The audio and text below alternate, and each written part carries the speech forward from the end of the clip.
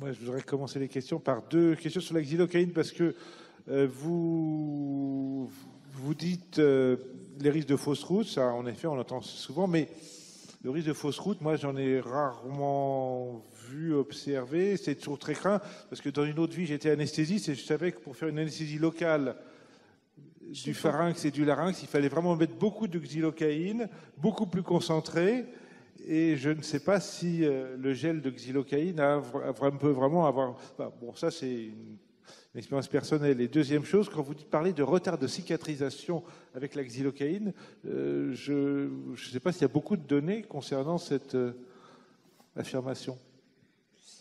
Bien, écoutez, c'est dans ce que j'ai pu lire que j'ai retenu ceci. Donc, moi-même, je n'ai pas fait d'études expérimentales là-dessus, mais voilà, ça a été des recommandations que l'on donne. Et au niveau des fausses routes, eh bien, écoutez, si vous mettez de la gel de xylocaïne dans la bouche et si vous demandez aux patients de boire tout de suite derrière, je peux vous assurer que c'est quand même... il faut faire attention. Bien sûr, il faut être vigilant, mais encore une fois, vu les quantités avec le gel, et que des fois on a l'impression qu'on surestime un peu ce risque de fausse route. Je ne dis pas qu'il faut le nier, mais en tout cas... Je dis simplement qu'il faut faire attention.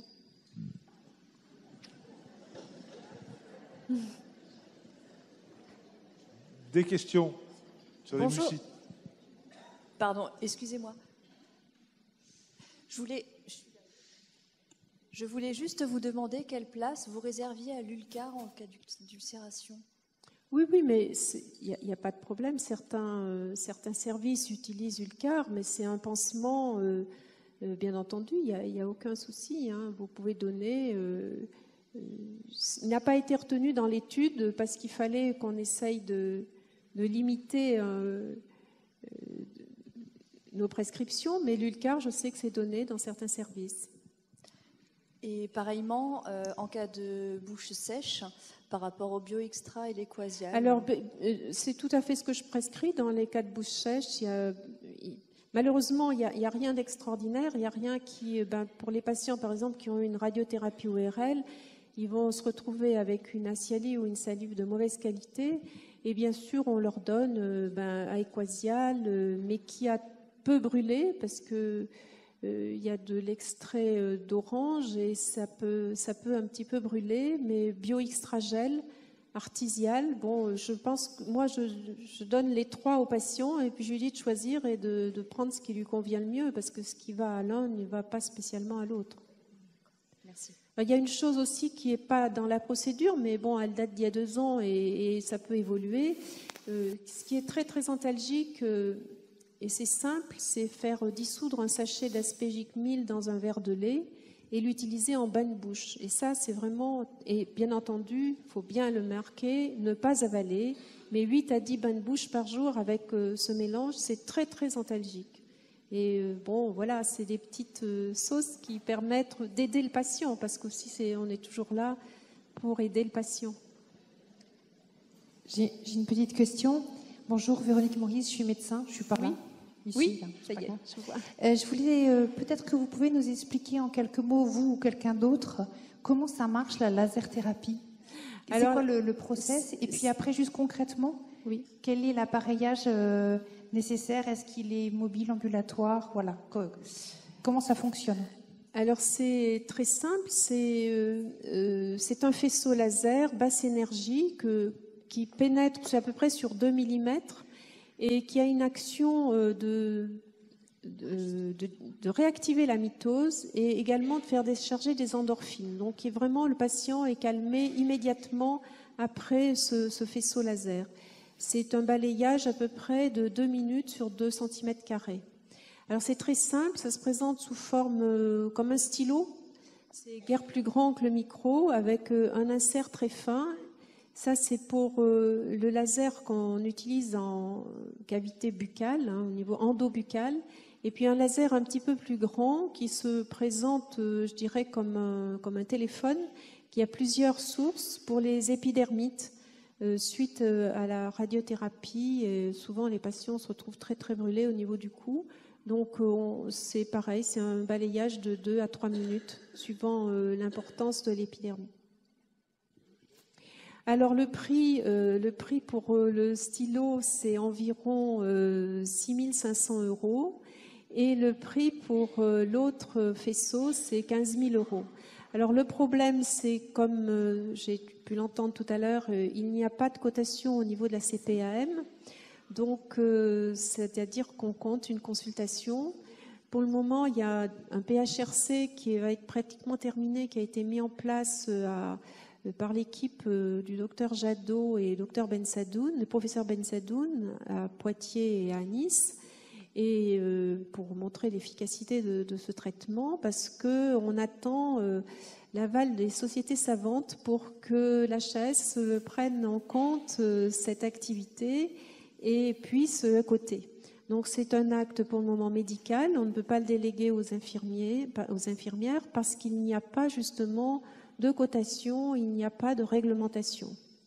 Donc voilà, c'est assez chronophage parce que moi je le fais au centre Jean Perrin. Bon, ça peut durer entre une demi-heure et 40 minutes pour un patient, tout dépend de l'importance de la mucite. Mais nous l'utilisons, les oncologues l'utilisent aussi, les radiothérapeutes l'utilisent quand, par exemple, il y a une radiothérapie au niveau anal ou génital et qu'il y a des brûlures importantes, c'est-à-dire que ça permet d'éviter l'arrêt des traitements. Tout dépend de la zone, mais ça peut être entre un quart d'heure et une demi-heure. La durée de l'effet, à peu près 6-8 heures.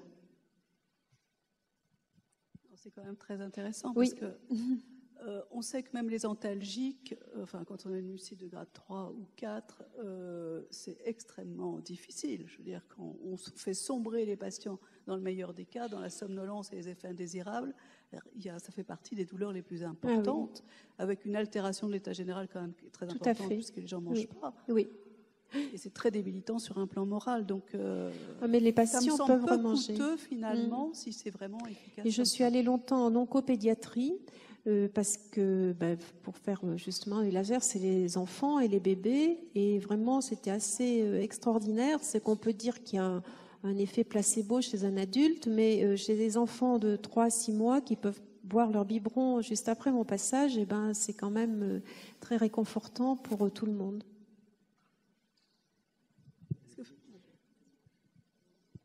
Oui, s'il vous plaît, je voulais savoir si l'utilisation, vous avez parlé d'utilisation de Gélonette. Je ne vous entends pas du tout, madame. Vous avez parlé d'utilisation de Gélonette. Oui. Je voulais savoir si vous l'utilisez uniquement après le passage du laser. Et d'autre part, si vous l'utilisiez aussi durant entre les séances de radiothérapie ou à distance. Alors, de toute façon, moi, je vois les patients au centre Jean Perrin après la séance de radiothérapie. Donc, ça me permet de leur mettre du tulle gras, du gras de paraffine, enfin de la paraffine, après la séance de radiothérapie. Avant, c'est pas possible. On ne peut pas mettre de gras 2 heures avant une séance de radiothérapie. Une question là-haut. Est-ce que le passage du laser est douloureux? Pas du tout, c'est totalement indolore. On ne connaît pas d'effet indésirable. Le seul fait, c'est que je dois porter des lunettes qui arrêtent la lumière rouge parce que je fais ça toute la journée. Donc vraiment, c'est assez important comme lumière. Mais le patient lui-même ne le voit pas puisque je travaille dans la bouche au niveau du cou. Si il y a une épidermite près sur la joue, la paupière, je lui mets des lunettes pour pas que le patient voit le faisceau rouge. Mais c'est totalement indolore. Il faut juste de la patience. Oui, j'aurais une question, s'il vous plaît. Oui. Qu'en est-il des bains de bouche avec de la morphine? Parce qu'on voit traîner dans les articles que les personnes moi personnellement, j'ai aucune expérience. En fait, j'ai pas fait de travail là-dessus, mais je ne sais pas. Je ne peux pas vous répondre. Oui, il y a eu un moment des papiers sur les effets locaux des morphiniques, voire de la mitriptyline, du laroxyl. Hein. Je me souviens d'avoir vu passer certains papiers sur des bains de bouche avec ces produits. Je ne connais pas. Alors, par contre, vous nous conseillez aujourd'hui l'aspégique et le lait. Voilà, et c'est très simple, et je peux vous assurer que ça marche. Non, mais juste pour revenir à ce que vous venez de dire sur le laser, qui a l'air quand même assez le moyen le plus efficace et le plus reproductible. Tout à fait. Et là, ça me semble vraiment, là, ce serait vraiment... Mais ça veut dire qu'il faut le faire toutes les 8 heures. 8 heures, oui, c'est ça. Alors moi, c'est pour ça, je vois les patients 3 à 5 fois par semaine, parce qu'il y a 2 après-midi, je suis en hémato, donc je vais dans un autre service. Mais par exemple, les patients qui ont de la radiothérapie, à partir de la 15e séance, je les vois systématiquement après la séance. Vous venez de nous dire qu'il n'y a pas d'effet indésirable. On pourrait imaginer qu'il y a quelqu'un dans le service qui sache l'utiliser, qui le fasse toutes les 8 heures, parce que vu l'intensité des douleurs, comme on le sait tous ici, ça me semble un outil... C'est un manque de praticiens après. Voilà.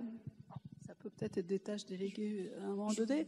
Or, personnellement, j'ai utilisé la morphine, pas la mitriptyline, un certain temps en bain de bouche, notamment chez les patients qui avaient le sida à une certaine époque. J'ai jamais vu que ça apportait vraiment quelque chose, malheureusement. Mais j'ai longtemps utilisé, moi, bicarbonate aspégique ou aspirine avec de la xylocaïne liquide. Qu'est-ce qu'il en est, voilà, par rapport en complément du bicar seul?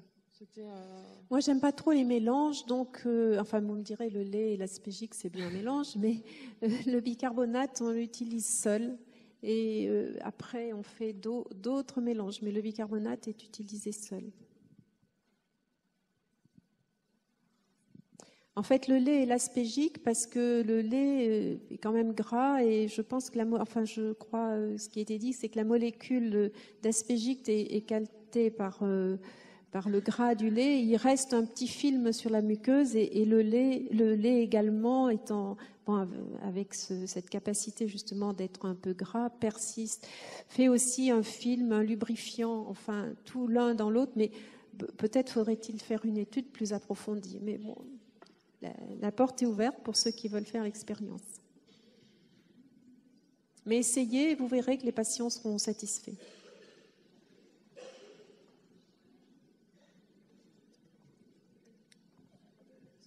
Dernière question. Eh bien, merci. Je ne sais pas. Donc, c'est pas une question, c'est plutôt une remarque à partager, Evelyne Malaquimp avant, concernant le bicarbonate, puisque ça fait maintenant un certain nombre d'années qu'on commence à l'utiliser en pratique courante. On est confronté à une fausse question. On sait que il y a un délai, effectivement, à partir du moment où le flacon est ouvert, en fonction du contenant que nous avons sur nos structures. La taille de ce flacon a de l'importance. Donc, a priori, ça ne devrait pas être un problème, puisque si on fait effectivement l'hygiène bucco-dentaire comme elle est préconisée, le flacon, c'est pour la journée. Oui. Ceci dit, souvent, ça traîne davantage. Donc, je vous invite les uns et les autres à vous rapprocher de vos pharmaciens, parce qu'il faut absolument faire une action sur les flacons qui sont retenus au niveau de nos marchés. Ça, c'est la première des choses. Et la deuxième des choses, c'est qu'il commence à exister des comprimés de bicarbonate qui ne sont pas tout à fait dosés au même dosage. Ce qu'on est en train d'étudier sur vraiment leur efficacité. L'avantage de ces comprimés qui ont un coût qui n'est pas forcément beaucoup plus onéreux que les flacons, c'est que c'est un comprimé pour un bain de bouche, à peu près avec 60 millilitres, et donc ça nous aide aussi à éviter les soucis de péremption. Il y a des travaux qui sont en cours et qui, j'espère, valideront et qu'on mettra à disposition au niveau du CNRD. Alors, je les avais eu en étude, à l'essai, ces comprimés, et j'avais demandé à ce que, je trouvais que c'était pas mal, à part qu'ils ont un goût un petit peu bizarre, parce que, voilà, il y a 3 formes, là, et c'est fabriqué dans ma région, en plus, donc, vient d'Auvergne. Donc, je me suis dit, finalement, c'est pas mal. Sauf que la pharmacie n'a pas voulu, la pharmacie du centre n'a pas voulu, parce qu'ils m'ont dit oh là là, mais ça va faire un comprimé, le patient risque de l'avaler sans savoir on leur donne tellement de choses qu'ils risquent d'avaler ce comprimé. Les soignants et les aides-soignants n'ont pas toujours le temps, il faudrait que ce soit l'aide-soignant qui prépare la potion. Enfin bon, ça avait l'air tellement compliqué que j'ai arrêté là l'affaire. Mais après tout, pourquoi pas, est-ce que c'était très pratique autrement, c'est vrai. S'il vous plaît, bonjour, je suis là. Pour revenir sur les bains de bouche, la morphine, pour l'avoir vécu, je peux confirmer que ça n'a pas d'action, à part que ça brûle énormément dans la bouche. Bon, ben voilà. S'il vous plaît, j'avais une question concernant, vous n'en parlez pas, enfin je ne l'ai pas vu en tout cas, quand les gargarismes ne sont pas possibles pour faire, donc quand on doit faire le soin de bouche avec un support, qu'est-ce que vous préconisez? Est-ce que les tampons en mousse Voilà, c'est ce qu'on fait, oui, tampons en mousse. Il n'y a pas grand-chose quand on est en stade 4+, ou les patients qui sont en réa, par exemple. Alors, c'est difficile de faire des bains de bouche. On m'appelle souvent dans ces cas-là parce qu'ils sont un peu démunis. Alors, les patients qui sont en fin de vie ou qui sont en réa et qui ont des difficultés, si possible, franchement, c'est une compresse et avec le doigt. C'est comme ça qu'on sent le mieux. Bon, et avec beaucoup de délicatesse, parce que souvent, ils ont des problèmes aussi, ça saigne, bon, tout ça, il y a beaucoup de matériel dans la bouche, donc je crois que c'est le doigt le mieux.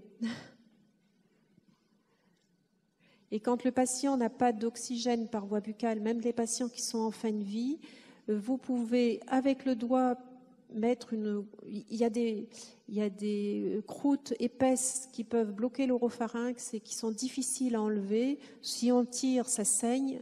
Ce qu'il faut, si le patient n'a pas encore une fois de masque, si on peut lui laisser l'oxygène par voie nasale, par lunette, eh bien vous mettez une grosse couche de gras de gélonette, vous attendez 5-10 minutes et après vous verrez que tout ce qui est croûteux, en massant bien, et tout ce qui est croûteux va s'enlever d'un bloc.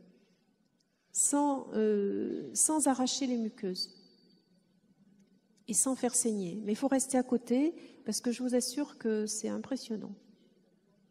Voilà, mais il faut être toujours à côté du patient. Alors avant de partir, je voudrais juste, et puis je pars vite parce que j'ai aucune action avec le Coca-Cola, mais et c'est pas dans la procédure parce qu'on pourrait dire que je suis payée par la...